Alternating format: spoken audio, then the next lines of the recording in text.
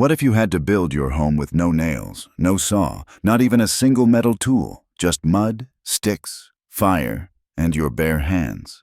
Because that's exactly how medieval peasants built their homes from scratch. And now you're about to find out how they did it. When medieval peasants stood before the land, they didn't see emptiness, they saw a test. No nails, no saws, no iron edge to cut or measure, just earth, wind, and the weight of what had to be done before winter closed its hand. They were not builders by trade, but by necessity. Generations had taught them what no parchment ever could, that survival began long before the first wall was raised. It began with choosing where the house would be born. There were no maps or drawn lines, but their eyes could read the land like a familiar story. They watched where water settled after rain, traced the wind with wisps of hair or a flicked sleeve. A rise too high meant exposure. A dip too low meant floods. They felt the soil between their fingers, testing its firmness, its breath, its smell. The land had to hold the weight of wood and mud, of fire and sleep, of bodies huddled close when snow covered the fields and silence fell heavy after sunset. Together they paced the ground, not with tape or stake, but with rhythm and memory. Their feet mapped corners, their shadows marked direction. The house had to face the morning sun, but turn its back to the sharpest winds. They knew which trees bent under storms and which ones stood, which rocks would shift in frost and which could be trusted as foundation. Every decision carved into their minds came not from invention, but from inheritance, passed down in calloused hands and whispered instruction. They didn't call it engineering. They called it sense. And it wasn't the work of a single mind, but the shared logic of a people who had watched roofs collapse, walls sink, fires die in the wrong place. They had learned that a house was not just four walls and a roof. It was a shelter from hunger, a barrier against wolves, a place where breath turned to steam in winter, but still rose warm and alive. Every village had its way, but all shared the same unspoken laws. No building began without listening, not to each other, but to the land. Because they knew the earth had to accept the house before it would protect the people inside it. One wrong placement, and water would find its way in. One forgotten breeze, and smoke would suffocate the children before morning. They couldn't afford such mistakes, not when every hour of daylight mattered, not when every wrong choice had a cost measured in bone-deep cold. Before the peasants wove walls or shaped rafters, before a single rope was twisted or branch bent, there were only hands, weathered, cracked, and hardened from seasons of work that never ended. No metal gleamed in their palms. No blades waited on a bench. The first tools they used were their own bodies, and for much of the building process, that was all they had. Their fingers became their knives. Their nails scratched where edges needed carving. Their palms shaped where molds didn't exist. Nothing came easy, but everything came through touch. The preparation of every house began with movement. Not the swing of a hammer, but the press of a foot into mud, the pull of a reed from a frozen bank, the feel of bark peeled from the curve of a living tree. Children gathered twigs and stripped leaves with quick fingers. Older hands bent branches, broke clods of soil, and tugged stones from the edge of fields. Every part of the body had a job. Feet kicked free the clay. Shoulders carried firewood. Teeth even helped twist fibers into cords. 100 tasks began before any tool appeared, and often they never did. They made baskets for carrying earth by weaving together thin strips of willow, not with frames or molds, but by memory and motion. A craft repeated so often, the fingers moved faster than thought. When water had to be drawn from the ditch, they carved wooden ladles using nothing but stones and persistence. Even ropes were made from nothing more than nettles, dried grasses, or twisted strips of bark. Chewed, softened, stretched, and wound with care. The idea of waiting for help from a smith or carpenter was foreign. If the hand could twist, scrape, fold, or press, it did. Fire itself had to be earned. It didn't wait in a box or leap from a match. It came slowly, stubbornly, through the pain of flint against bone, through sparks caught in dry moss or crushed fungus, coaxed with breath until the first curl of smoke rose like a fragile promise. In those moments, fire wasn't just heat. It was a kind of salvation. It meant they could harden stakes, boil water, dry reeds. With fire came glue, warmth, light. But getting it took everything: patience, repetition, a refusal to give in. They sharpened sticks by rubbing them against stone, turned bark into thread by splitting it with fingernails. Even when they needed a digging stick, they didn't shape it with tools. They burned the end slowly, scraping it smooth with flat rocks until it could pierce the earth like a slow, stubborn spear. And when blisters formed, they didn't stop. They bound their hands in cloth, pressed on, and let pain become part of the rhythm. The work didn't pause for wounds. It continued, because shelter wasn't a luxury. It was the line between life and death. Each handprint left in the drying clay, each groove carved into wood with nothing but time and friction, told a story of resistance, not against enemies or war, but against cold, hunger, and the fading sun. They had no title to give this kind of labor, but it was their brilliance, quiet, slow, and hidden in plain sight. No king would notice it. No priest would praise it. But it was how houses stood. It was how families lasted through the long black of winter. So when you look at the walls they raised or the roofs they shaped, remember this: it didn't begin with tools. It began with fingers, with pain, with a raw, determined will to build something out of nothing, not because they wanted to, but because they had no choice. In a world without stores, carts, or supplies, the land itself became the only warehouse. Medieval peasants didn't buy what they needed to build. They found it, pulled it, carried it, or dug it free. They harvested not crops, but what could never be grown: stones, clay, straw, reeds, branches, mud. Every material for their homes came from fields, rivers, forests, and pits, scattered across the land like a puzzle only survival could solve. They didn't ask if something was beautiful. They asked if it would hold. They gathered stone from the broken edges of fields, where frost had split them and rain had rolled them into ditches. No one taught them how to recognize which ones would crack in cold or crumble in heat. They knew by touch, by sound, by watching how the stone broke when struck with another. The heaviest ones were for foundations, flattened with effort and leverage. Smaller stones became wedges, wall filler, or stepping paths pressed into the mud to keep feet dry. And each stone had to be hauled by hand, or slung in a basket made of vines and dragged across earth that never gave up its weight willingly. Clay came from the darker parts of the land, sticky, thick, and cool even in summer. They scooped it with hands and knees, knowing that dry clay was useless and wet clay was dangerous. The right texture had to be worked like dough, pulled and pressed into mounds before being mixed with straw or hair, or even animal dung to keep it from cracking as it dried. There was no formula, just repetition, generations of ruined walls and hardened floors that had taught them what no written recipe ever could. Reeds were cut from riverbanks, where feet sank deep and swarms of insects circled their heads. These were not friendly places. The ground sucked at legs, snakes hid in the grass, and every step meant a risk. But they went anyway, because reeds meant walls, roofs, ropes. They meant shelter. They bundled them in armfuls, dragging them through the shallows, tied with strips of bark or gut, drying them in sun or smoke so they wouldn't rot when the rains came again. Even branches had to be chosen carefully. Not all wood was equal, and none of it was limitless. Willow bent, but broke too easily. Hazel was flexible and strong, ideal for weaving the skeletons of walls. Oak was hard and heavy, used only where strength was needed most, and even then, only taken from trees that would survive the wound. They didn't strip the forest blindly. They cut with a kind of reverence, knowing that the tree they wounded today might be the only one their children had left tomorrow. Straw was saved from the harvest, not for feed, but for walls and roofs. It had to be clean, dry, unbroken. Straw full of dust meant disease. Straw full of seeds meant rats.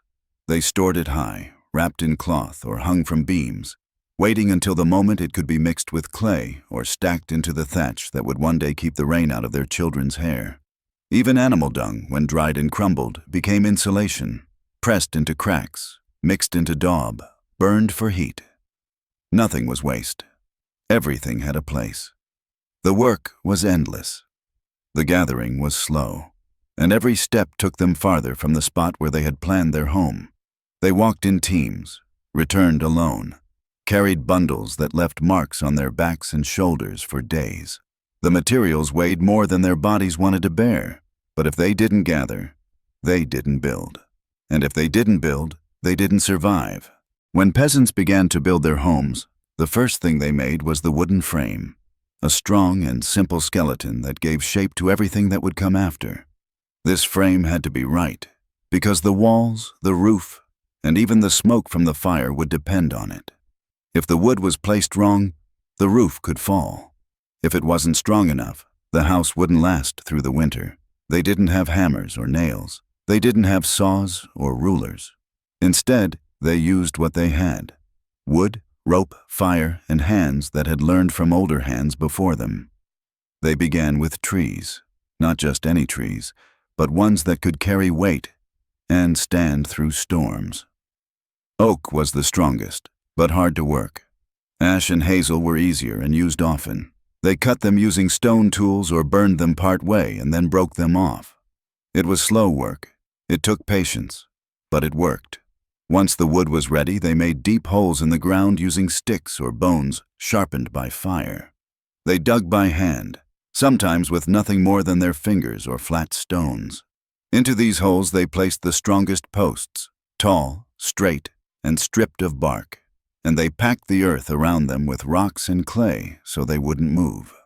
These main posts were the backbone of the house. Then they connected the posts with long pieces of wood, placing them across the top and along the sides. But since they had no nails, they joined the wood by cutting notches so one piece could fit tightly into another.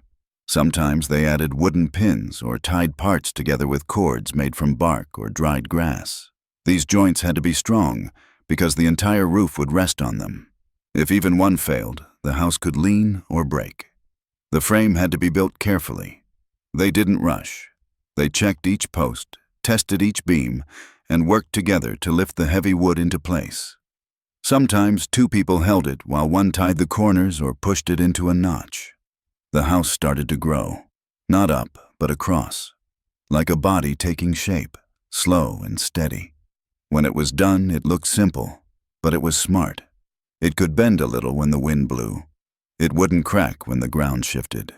It had no metal in it, yet it stood strong. There was no paint, no decorations, no colors or carvings. But to those who built it, the shape meant more than beauty. It meant shelter, warmth, and safety. It meant a place to sleep without rain dripping through the ceiling or cold air blowing over their faces at night. Even before the walls were filled in, they could already see where the door would be, where the fire would burn, where the children would sleep. When the frame stood upright, held by ropes and memory and earth, it felt like the house had taken its first breath.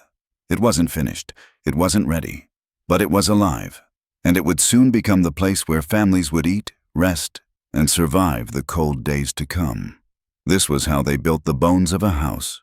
Not with machines, not with money, but with wood from nearby trees, ropes made from plants, and a kind of knowledge that was never written down, only passed from one life to the next. Once the wooden frame stood firm in the ground, the peasants began to build the walls, not from stone or bricks, which were hard to get and harder to carry, but from branches, mud, straw, and dung, all taken from the land around them. These walls were light, but they could last for many years, sometimes even for decades, if built with care and repaired when needed. They were made not with force, but with weaving, pressing, and shaping, a method old even in their time. The first step was to weave thin branches between the upright posts of the frame. These branches came from trees like hazel and willow, which grew quickly and bent without breaking. Peasants cut them when they were green and soft, then wove them back and forth between the posts like a giant basket standing on its side. It took strength to bend the wood, but even more it took rhythm. hands moving in the same pattern, layer after layer, until the entire wall was full of crossing lines, tight and strong like rope pulled between poles. This weaving was called wattle, and it made a wall that was flexible, light, and full of small gaps. On its own, it couldn't keep out wind or rain, but the next part, the daub, turned that basket into a wall. The daub was a thick mix of wet clay, chopped straw, animal hair, and dried dung, sometimes with ashes or even blood stirred in to make it stronger. It wasn't beautiful. It didn't smell nice, but it worked. And it worked because peasants knew exactly how to make it, even though they never wrote it down. They mixed the daub with their feet, stomping it like grapes until it became thick and sticky. Then they slapped it onto the wattle, handful by handful, pushing it into every gap and crease, smoothing it with palms, shaping it with fingers, packing it tight so no air or water could sneak through. It dried slowly in the sun or by the heat of a small fire. Cracks were filled, rough spots were covered again. The wall was built layer by layer, not with speed, but with care. The finished wall wasn't hard like stone. It was soft to the touch, warm in winter, and cool in summer. It let the house breathe, moving with the seasons and the storms. It didn't trap heat like stone or wood, but it held warmth well enough that a small fire could heat the space inside.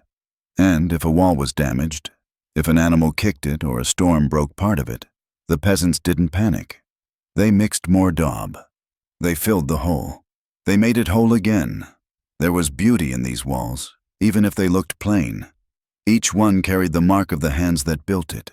Fingers pressed into the clay, lines drawn by calloused palms. Stories whispered while the work was done. And inside those walls, voices would echo, fires would burn, sleep would come, and children would grow. The walls weren't just barriers. They were protection, memory, and proof that even with nothing but earth and effort, people could create a place to live. With the frame standing strong and the walls packed tight with mud and straw, it was time to finish what mattered most: the roof. The roof was not just the top of the house. It was its shield, its skin, the one part that would face every storm, every snow, every gust of wind that swept across the open land. If it was built poorly, nothing inside would stay dry or warm. If it failed, the house failed. That is why peasants gave it more care, more time, and more patience than any other part of the home. They had no tiles, no shingles, no iron nails to fasten boards, but they had straw, long, dry, and cut clean from the harvest. They had reeds pulled from the riverbanks, bundled in stacks and dried beneath the sun. They had heather, brush, even thin sticks tied into rolls. These were the materials of the roof, simple things, gathered one by one, carried by hand, stored under shelter until the walls were ready and the weather was dry enough to begin. The roof began with a set of sloping beams, long pieces of wood lifted onto the top of the frame and tied at an angle to create a peak, like the shape of a tent. These beams had to be strong and carefully balanced, and because there were no nails, they were tied together with thick cords made from twisted bark or dried roots. Sometimes wooden pegs, carved and hammered in by hand, were used to hold the beams in place. The shape of the roof mattered. If it was too flat, water would collect and leak through. If it was too steep, wind would rip the straw away. Once the main beams were tied, smaller pieces of wood were laid across them, like the bones of a fish, creating a kind of net where the bundles of straw would rest. Then came the thatching, slow, steady, and done by many hands. The straw was laid in bundles, starting from the bottom and working upward, each row covering the one below it like the scales on a bird's wing. This way, water would slide down without sinking in. Each bundle was tied in place with straw ropes or thin sticks, bent into hooks and pushed through the roof beams below. It was work that could not be rushed. Each bundle had to be straight and dry. If it was damp, it would rot. If it was loose, it would blow away. And if the thatch wasn't thick enough, the cold would creep through. So they worked for days, sometimes longer, climbing up and down, tying, layering, pressing and checking until the roof was deep enough to sleep beneath and strong enough to survive a storm. Sometimes they would press extra clay around the base of the thatch where it met the wall, to stop mice or rain from creeping in. Sometimes they would hang small charms or bits of wood from the corners, not because it helped the roof, but because it helped the heart, a quiet hope that this home would last. The final touch was often a wooden peg at the top, split and tied like a crown, to keep the very peak from slipping apart. There was no ceremony when it was done, but there was pride, silent, tired, and deep. From the outside, the house looked simple, low to the ground, with its roof spreading wide like a blanket pulled over a sleeping child. But from inside, it felt safe. When rain hit the thatch, it sounded like a soft drum. When wind pressed against the sides, the roof bent slightly and held. It smelled of straw, earth, and smoke. And when the fire was lit, the warmth rose into the thatch and stayed there. Even snow would rest on top without melting, proof that the heat was kept inside, where it belonged. They had built it from nothing but what they could carry, twist, and tie. They had used no nails, no saws, no tools beyond what they made with their own hands. And still, they had built a roof that could outlast a war, a winter, or a lifetime. It was not perfect, but it was good. It was not rich, but it was real. A roof held by hope, and hands that never stopped working. Once the roof was tied down and the house could stand against the wind, the next task was to bring warmth inside, not only to cook, but to survive.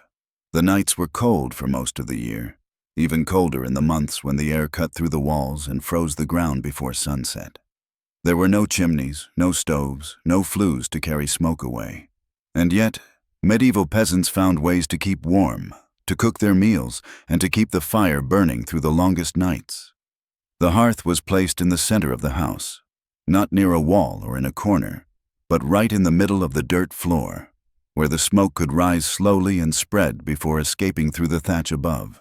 There was no chimney hole, no brick vent, only small spaces in the roof where the straw was loose or where time had left a crack. The smoke filled the room at first, curling and hanging in the air like fog, darkening the ceiling, staining the beams, and stinging the eyes. But the peasants didn't complain. They knew that smoke meant heat, and heat meant life. To light the fire, they didn't strike matches or turn a knob. They used flint and steel, or in poorer homes, just flint and stone. They struck them together again and again until a single spark landed on a bundle of dried moss, grass, or thin shavings of bark.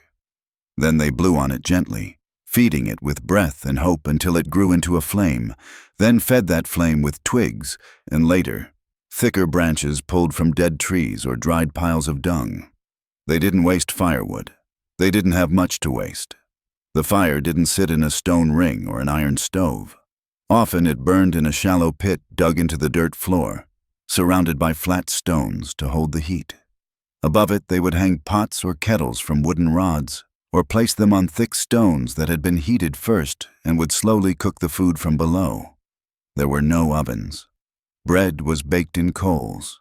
Stew simmered for hours in iron pots passed down for generations or made by traveling smiths who traded metal for grain or cloth. The fire cooked everything, dried wet clothes, warmed the air, and kept damp from creeping up through the walls. But it also filled the house with smoke.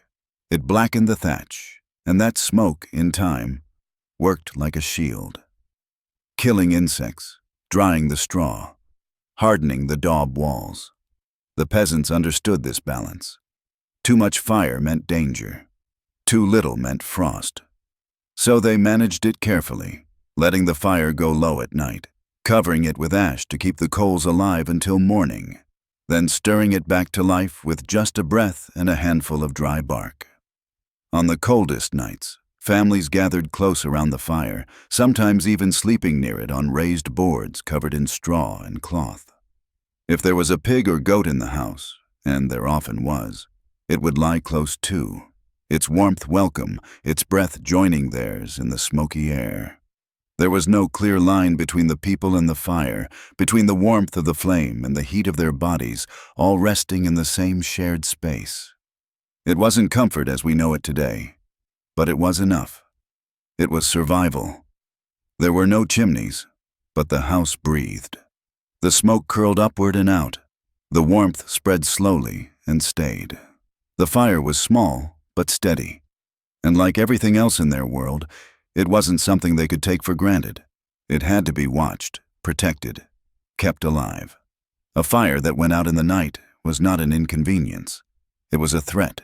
It meant waking up cold. It meant starting over. It meant losing time they didn't have. And yet, through all the smoke and ash, they built something lasting. A space where people gathered, where food was made, where stories were told in low voices over crackling embers.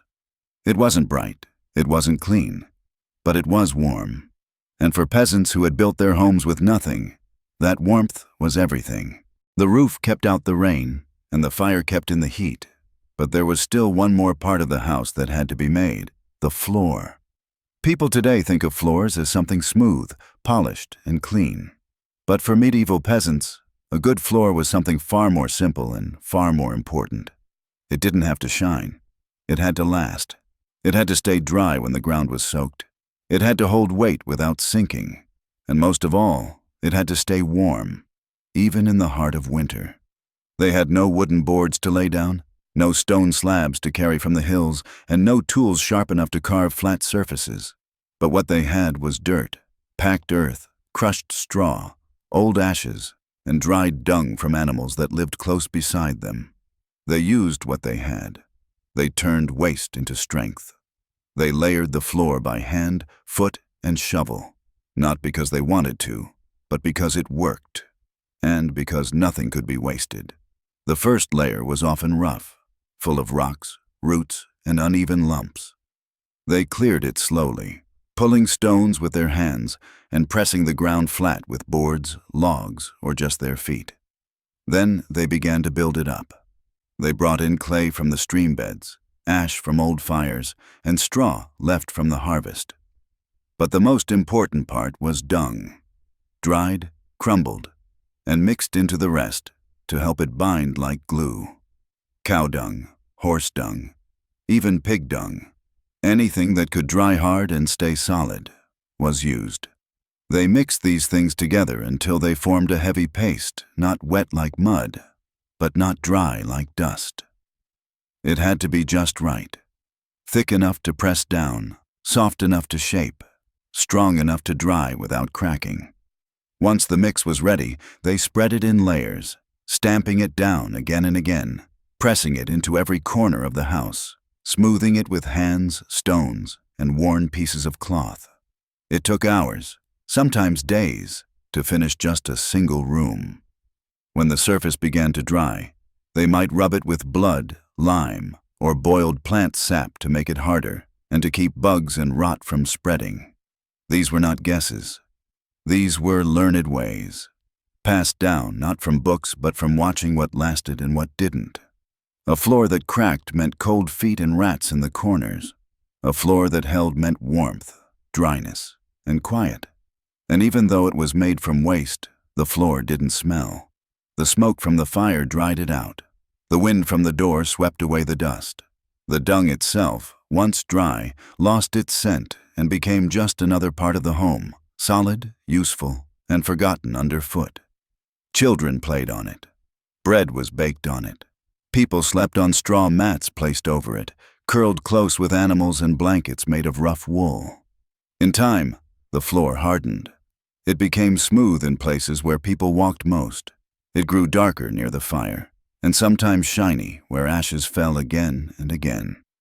It was never beautiful, never bright, but it was strong. Strong enough to hold the house above the mud.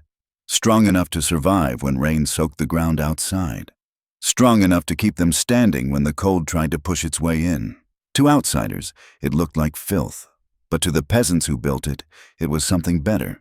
It was smart, tough, and made by hand. It was not a sign of poverty. It was a sign of effort, a sign that nothing was wasted, that even what others would throw away could become the ground they stood on. And when they looked around, at the walls packed with mud, at the roof tied with straw, at the fire glowing low in the center. They saw not dirt, but life. They saw not filth, but a place that would keep them alive. A place made by their own work, their own skill, their own strength. A house with no polish, no gold, no comfort, but the kind that mattered. And beneath it all, a floor made from the very things they had once thrown aside, now holding everything together.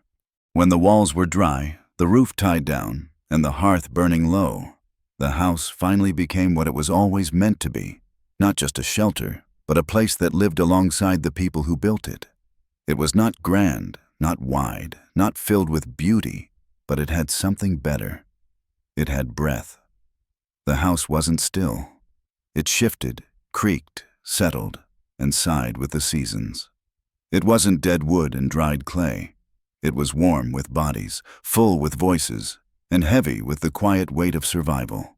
Inside, there was no space to waste. Every corner mattered. Every beam held something. A basket of grain, a rope of garlic, a ragged coat drying near the fire. The room was dark even in daylight, the light slipping only through cracks in the walls or a small hole cut into the thatch. There were no windows of glass, only shutters of wood, sometimes covered in oiled cloth to stop the wind. But even in the dimness, life moved, slow, steady, and close to the ground. The animals often lived inside too, not all of them, but the ones that mattered most. A goat might sleep near the wall, wrapped in straw. Chickens nested in baskets hung from the beams. A pig rested by the door, its warmth joining theirs in the frozen night. There were no pens, no barn between them and their animals, because the body heat of a cow could mean the difference between freezing and making it through the winter. The floor was swept, sometimes covered in fresh straw, but it was never clean in the way we now expect. It was lived on, shared, trampled, used. Above, the thatch was thick with smoke. Black soot clung to every surface, but that soot made the roof last longer, driving out bugs, drying the straw, and sealing the beams with layer upon layer of ash. Pots hung from hooks near the hearth. Cracked spoons rested on the ledge. A wooden bench served as a bed, a table, and a seat, depending on the hour. Nothing inside was wasted. Nothing was extra. If it was there, it had a purpose. And if it broke, it was mended, patched, or reshaped. Because replacing things was not an option. At night, the family would lie side by side on beds of straw, wrapped in wool and old cloth, pressed together for warmth.